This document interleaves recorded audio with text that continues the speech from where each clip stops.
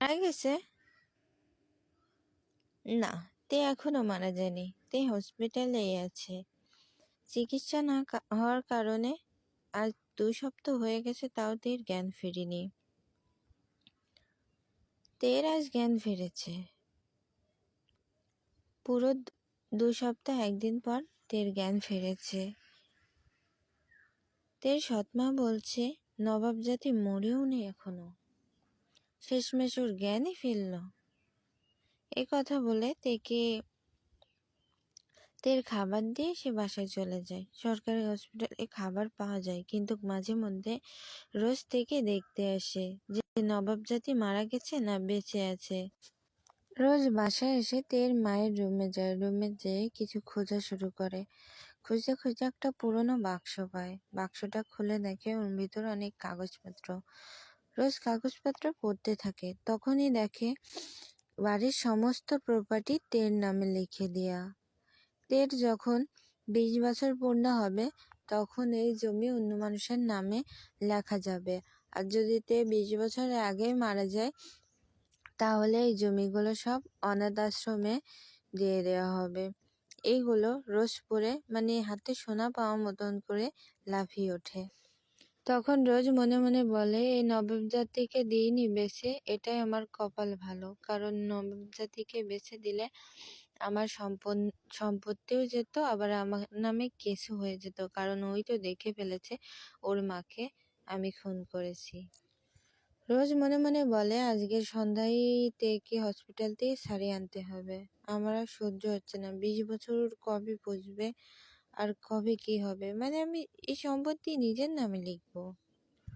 Hospital থেকে তেকে ছাড়িয়ে নিয়ে আসে। তে তার সৎমায়ের পা জড়িয়ে ধরে কান্না করে আর বলে, আমার ভাইরা কোথায়? আমার ভাইদেরকে আমি দেখতে চাই। আমার বোন ভাই কোথায়? তখন রোজ ওকে বলে যে তোর ভাইদেরকে আমি মেরে ফেলেছি, এখন তুই বাকি আছিস। তে কান্না করে আর বলে, প্লিজ মা, আমার বোনদেরকে ভাইদেরকে আমার কাছে ফেরত দাও, আমি চলে যাবো, আর এখানে থাকবো না। তখন রেজ ওকে অনেক মারা মেরে বলে, তুই এখানেই থাকবি, কোথাও যাবি না। বেচারি মেয়ে 2 সপ্তাহ পর জ্ঞান ফিরে এত মার খেয়েছে, আবারও তার জ্বর চলে এসে গায়ে। এদিকে এদের জীবনটা অনেক ভালোই চলতেছে। ভি, শুভা আর এম, এদের জীবন অনেকই সুন্দর চলছে। জিমিনের বয়সও 5 বছর। জিমিন, তে, ভি এরা একই বয়সে, কিন্তু এরা জানে যে তে মারা গেছে। তের সৎমা রোজ প্রেগনেন্ট, এই কথা তের কানে আসে। তে কান্না করে আর বলে, এই নরক আমার নরকের থেকেও নরকে পরিণত হবে। রোজের মা রোজকে অনেক ভালোবাসে এবং ওকে পরামর্শ দিয়েছিল তের মাকে মারার, আর তের মাকে মেরে তেদের বাসায় ওঠা আর ওদের সব সম্পত্তি হাতিয়ে নেওয়া। তে এইসব বিষয়ে কিছু না জানলেও এখন সত্যিটাও জানে, সব কিছুই জানে। তেকে কুকুরের মতন মারধর শুরু হয়েছে। দিনটাতে এমনভাবে মারে যে ওর 20 বছর পূজার আগেই ও মরে যাবে। কিন্তু ক্রোজ তো এমন করবে না। ওকে 20 বছর আগেই মারা গেলে ও তো কোনো সম্পত্তিই পাবে না। তে ভাবে, এই আযাব থেকে কবে আমি মুক্তি পাবো, কবে এই আযাব থেকে আমি এখান থেকে যাব? এই আযাব তো আর আমার সহ্য হচ্ছে না। তে নিজেও জানে না যে ওর 20 বছর না পূর্ণ হলে এই জমি সব এতিমখানায় চলে যাবে। এই কথা যেদিন থেকে রোজ জানে সেদিন থেকে ওকে মার কিন্তু তাও কমেনি, মার বরং বেড়েছে আরো। কিন্তু ওকে বাঁচার জন্য নিয়মিত চেষ্টা রোজদের চলছেই। ওকে মরতে দিচ্ছে না, আরো বাঁচার জন্য ওষুধ খাওয়াচ্ছে, কিন্তু মার থামছে না। তে এত পরিমাণ মার সহ্য করছে যে ওর এই আযাব থেকে মনে হয় যে মরেই যায়। কিন্তু আত্মহত্যা যে ইসলাম ধর্মে নিষিদ্ধ, সেই কারণে ও আত্মহত্যা করতে পারছে না। ও আর বাঁচতে চায় না এই অভিশপ্ত পৃথিবীতে। ও আর বাঁচতে চায় না এই অভিশপ্ত পৃথিবীতে। তে কান্না করছে আর মনে মনে বলছে যে আমার ভাইরা তো মারা গেছে, আমার ভাই, আমার বোন, আমার মা সবাই মারা গেছে, আমি কেন এখনো বেঁচে আছি? আমি মারা যাইনি কেন? সময় চলমান, সময় কারোর জন্য থেমে থাকে না। মাস, বছর, সেকেন্ড, মুহূর্ত সবই চলে যাচ্ছে, সবই বদলাচ্ছে, কিন্তু তের জীবন সেটা বদলাচ্ছে না। তের জীবন নরকের থেকে আরো নরকে পৌঁছেছে। এখন ওর মারধর রুটিন হয়েছে দিনের খাবারের মতন। ওর খাবার কম, মারধর বেশি পড়ে। স্যার, স্যার আমাকে ক্ষমা করে দিন। আমি আর এমন বেইমানি করব না। প্লিজ ক্ষমা করে দিন। সত্য বলতেছে, আমি আর কোনোদিন বেইমানি করব না আপনাদের সাথে। আপনারা একবার ক্ষমা করে দিন। একবার। কখনো বিশ্বাসঘাতকতা করব না। জাঙ্গুকের সামনে একটা লোক হাত জোড় করে বারবার প্রাণ ভিক্ষা চাচ্ছে। কিন্তু জাঙ্গুক তো জাঙ্গুকই। ও কখনো কাউকে দ্বিতীয় সুযোগ দেয় না। ওই ছেলেটা বলে, সুগা, একে এক্ষুনি এখান থেকে সরাও।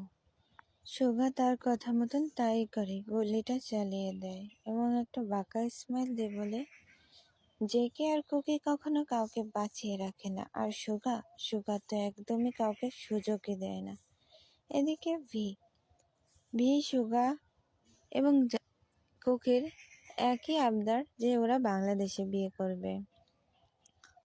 কুকি আর ভির বিয়ে ঠিক করা হয়েছে এবং সুগা আর জিমিলের বিয়ে ঠিক করা হয়েছে।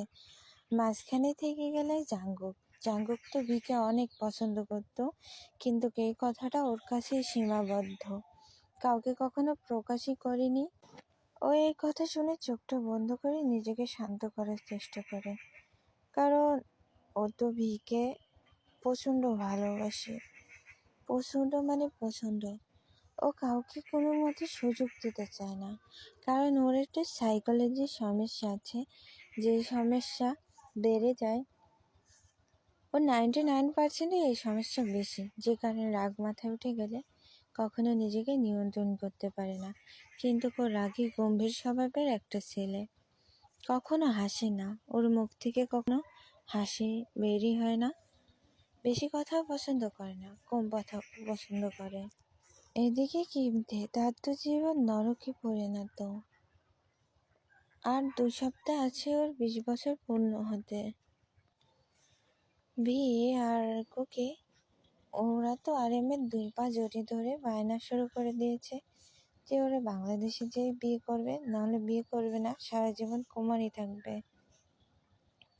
আরএমের অনেক জোরাজুরি করার পরে আরএম রাজি হয়েছে এবং বলেছে, তার মানে কালকেই যাওয়া যাক বাংলাদেশে। পাসপোর্ট তো সবার রেডি।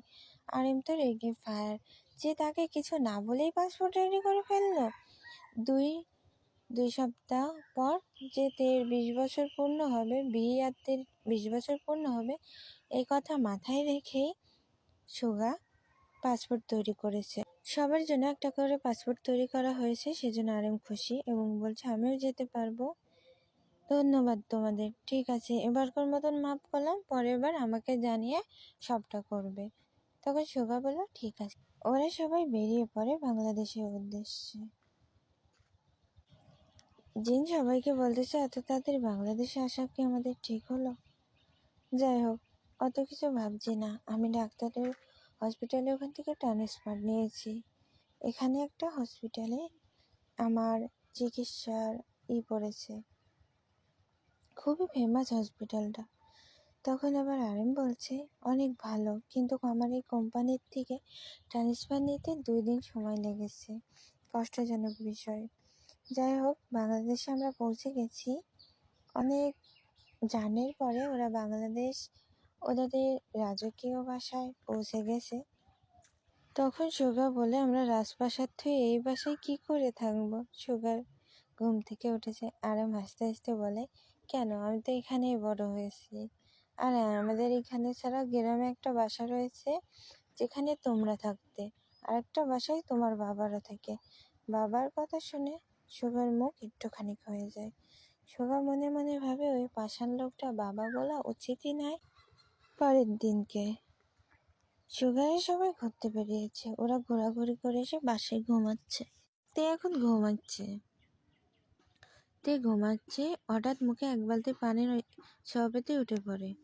তখন জেনে এসে বলে, এই নবাবজাদি, তোকে কি আমি এই বাড়িতে রেখেছি রানিমার মতন করে বসে খাওয়ানোর জন্য? তোর মা তো মরে উদ্ধার করেছে সবাইকে, এখন তুই মরে উদ্ধার করলেই তো হতো। যা, যে আমার জন্য কফি বানা। আর শোন, কফিতে একটু চিনি কম দিবি। মাথায় থাকে জন, তুই তো আবার বেভোলা, যখন তখন ভুলে যাবি। তে যে ড্রেস চেঞ্জ করে নিচে এসে কফি বানিয়ে জেনিকে কফি দিয়ে ও সমস্ত কাজ গুছিয়ে ডাইনিং রুমে খাবার সাজায়। খাবার সাজিয়ে ও দুমুঠো পান্তা ভাত খেয়ে নেয়, কারণ ওর ডেলি রুটিন হলো পান্তা ভাত খাওয়া। ভাত মাত খেয়ে জেনিদের খাবার সার্ভ করে, আর জেনির হয়ে যায় রাগ। জেনির গায়ে শুধু একটু তরকারি পড়ে